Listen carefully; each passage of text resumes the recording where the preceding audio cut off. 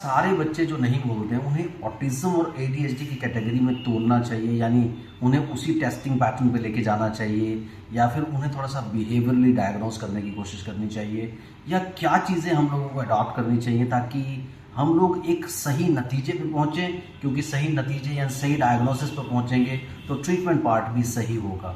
तो कैसे डिटरमिन करें कि हम लोगों को कैसे देखना है और घर पर बैठ करके कैसे खुद डायग्नोस कर लें कि ये simple generalize delay in speech है, delay in speech and language है, या क्या चीज़ है। इस बात के ऊपर इस वीडियो में डिस्कस करेंगे।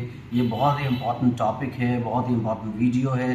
वीडियो को एंड तक ज़रूर देख लीजिएगा, क्योंकि अगर आपने अभी तक किसी को भी नहीं दिखाया है और खुद चाहते हैं कि कुछ चीज़ों को डिटर्मिन कर लें, तो ये वीडियो बहुत ही हेल्पफुल आपके लिए होने वाला है। अगर टॉपिक पसंद आ रहा है तो वीडियो को अभी लाइक कर लीजिए। मुझसे कंसल्ट करने के लिए 8168790299 डायल कर सकते हैं।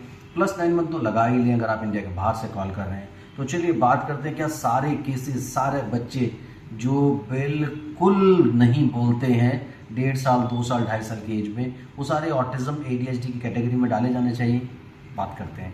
तो सबसे पहले आपको क्या देखना है, हम जब भी इस तरह के बच्चों को लेते हैं, 2 तरह की हिस्ट्रीज होती हैं। एक होती है साइकोलॉजिकल हिस्ट्री और दूसरी हिस्ट्री होती है जो जनरलाइज क्रोनोलॉजिकल हिस्ट्री हम लोगों को मिलती है। तो साइकोलॉजिकल हिस्ट्री में क्या आता है कि फैमिली का एटमॉस्फेयर कैसा था जब बच्चे के बोलने का टाइम था या बच्चे के पैदा होने का टाइम था। 3 तरह से डिवाइड कर लेते हैं, prenatal history, perinatal history and postnatal history. Prenatal मतलब जन्म से पहले की हिस्ट्री, पेरीनेटल जन्म के दौरान की हिस्ट्री, पोस्टनेटल बाद की हिस्ट्री। ये सारी की सारी चीज़ें देखना बहुत इंपॉर्टेंट होता है।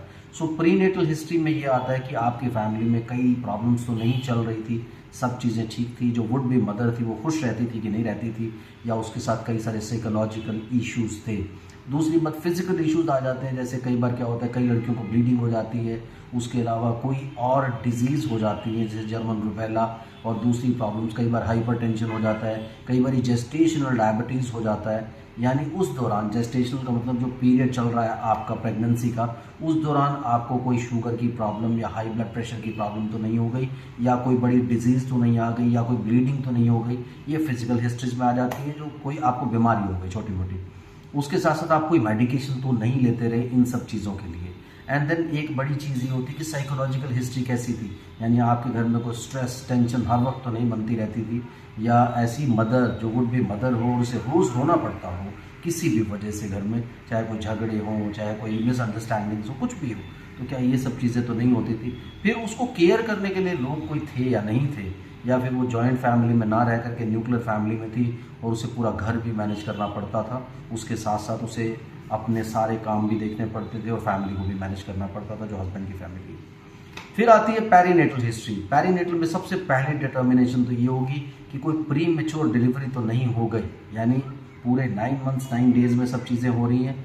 8-9 दिन 10 दिन का कोई डिफरेंस नहीं होता, 1-2 हफ्ते से कोई फ़र्क नहीं पड़ता। लेकिन बड़ा फ़र्क होता है कि जैसे 1 महीना पहले हो गया, 1.5 महीना पहले हो गया, 2 महीने पहले हो गया। यूजुअली 8th मंथ में ज़्यादा प्रॉब्लम होती है। 7th और 9th मंथ की जो डिलीवरीज होती हैं वो यूजुअली कैरी ऑन हो जाती हैं। सो ये तो नहीं हो गया, प्रीमेच्योरिटी तो नहीं थी। फिर चलिए बच्चा सिजेरियन हुआ कि नॉर्मल हुआ, ये भी एक फैक्टर बन गया। आजकल कई लोग जानबूझ के ऑप्टेड सिजेरियन करते हैं, तो ये भी एक फैक्टर है। ये देखें आप, मैंने ये देखा, अपने एक्सपीरियंस में बात कर रहा हूँ कि जो 10 सिजेरियन डिलीवरीज आते हैं, हम लोग हिस्ट्री लेते हैं ना, उसमें से एक बच्चा, यानी 10% ऑफ द चिल्ड्रन, उनमें क्या होता है कि स्पीच डिले की प्रॉब्लम्स आ जाती हैं।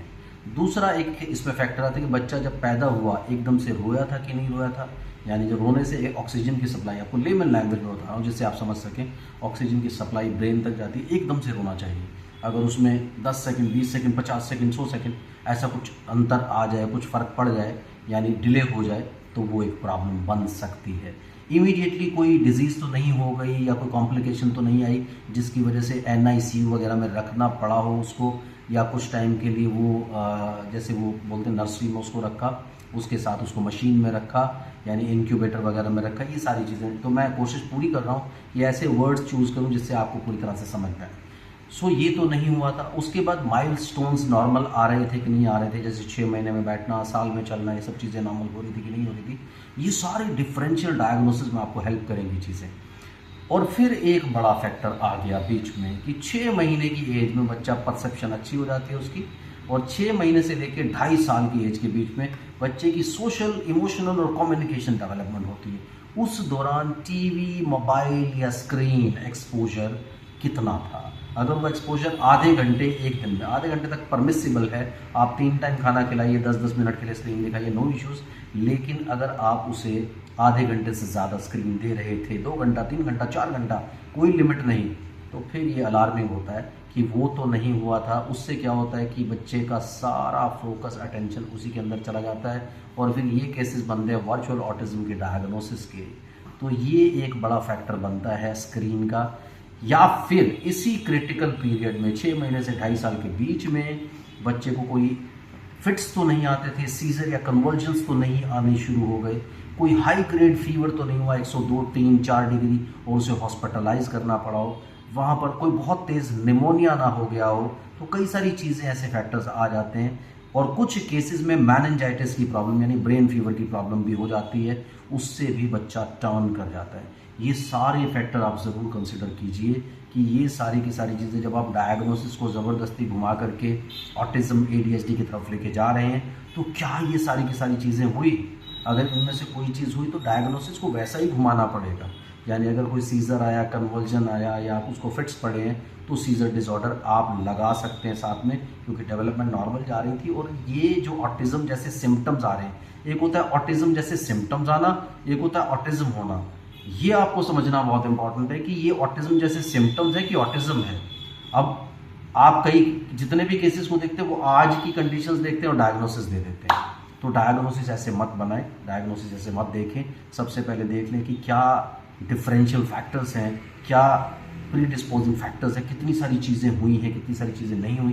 वो सारी चीज़ें स्टडी करने के बाद एक प्रॉपर डायग्नोसिस दिया जाए तो ठीक रहता है। क्योंकि अगर सीजर डिसऑर्डर आया है, ब्रेन फीवर यानी मैनिंजाइटिस वगैरह हुआ है, इस तरह की कोई प्रॉब्लम्स आई हैं, तो ये और बच्चा पैदा होते ही रोया नहीं है और उसके बाद उसको क्या डेवलपमेंट डिले हो रहा है हर चीज़ के अंदर, तो डायग्नोस अगर बच्चा पैदा होते ही रोया नहीं है और डेवलपमेंट डिले हो रहा है, या फिर एकदम से कोई मैनिंजाइटिस आया उसके बाद चीज़ें डिस्टर्ब हो गई, तो ये सारे के सारे बच्चे सेरेब्रल पैल्सी की तरफ जा सकते हैं। तो वहाँ देखना ज़रूरी है। सिंपल सीजर आया तो सीजर डिसऑर्डर हो सकता है, उसके हिसाब से ट्रीटमेंट चलनी चाहिए। और अगर कुछ भी नहीं हुआ, खाली स्क्रीन देखा है, तो वर्चुअल ऑटिज्म या ऑटिज्म के डायग्नोसिस में डाल सकते हैं। तो ये सारे के सारे फैक्टर्स आपको कंसिडर करना बहुत इंपॉर्टेंट है। सिंपली वेग डायग्नोसिस दे देना और हर चीज़ को ऑटिज्म की तरफ लेकर के जाना, ये मत करिए। हर डायग्नोसिस को ऑटिज्म की तरफ मत लेके जाइए। हिस्ट्री ढंग से ली जानी चाहिए। जब हिस्ट्री ढंग से ली जाती है तो हिस्ट्री के अंदर ही सारे सवालों के जवाब छुपे होते हैं। उसी के बेसिस पर डायग्नोसिस बनता था और बनता आया है। आजकल बहुत सारे टेस्ट आ गए हैं, क्वेश्चनर्स आ गए हैं, उसके बेसिस पे आप, क्योंकि आज जो कंडीशन है उसमें अगर आप क्वेश्चनर अप्लाई करेंगे, बच्चा ये करता है, बच्चा ये नहीं करता, तो वो क्वेश्चनर उसके बारे में बताएगा जो आजकल वो कर रहा है या नहीं कर रहा है, लेकिन उसमें हिस्ट्री तो नहीं है ना। तो हिस्ट्री होना बहुत इंपॉर्टेंट है। हिस्ट्री से ही प्रॉपर डायग्नोसिस बनता है और डिफरेंशियल डायग्नोसिस बनता है। सारे डायग्नोसिस को ऑटिज्म ADHD की तरफ ले जाना बहुत गलत है। ये कोशिश करिए कि सिंपली अगर सब कुछ नॉर्मल है, बच्चे का हेयरिंग नॉर्मल है, बच्चे का इंटेलिजेंस नॉर्मल है, बच्चे की टंग टाई नहीं है, बच्चे का attention, focus, eye contact, concentration normal है, बच्चा कमांड फॉलो करता है, तो सिंपल डिलेड स्पीच होता है। लैंग्वेज भी ना लगाएं, क्योंकि वो आपकी सारी कमांड समझ रहा है, ये कराओ, वो कराओ, ये ले आओ, वो ले आओ, ये सारी की सारी चीज़ें नॉर्मल है, तो क्यों उसको ऑटिज्म ADHD की तरफ लेके जा रहे हो यार। तो ये फैक्टर्स कंसीडर करना बहुत इंपॉर्टेंट है। फिर भी आपके कमेंट्स चाहूँगा, कमेंट कीजिए ताकि देख सकें कि कोई चीज़ छूट तो नहीं गई। उसके बारे में अगले वीडियो में आपको ज़रूर डिटेल्स देंगे। Thank you very much, bye bye.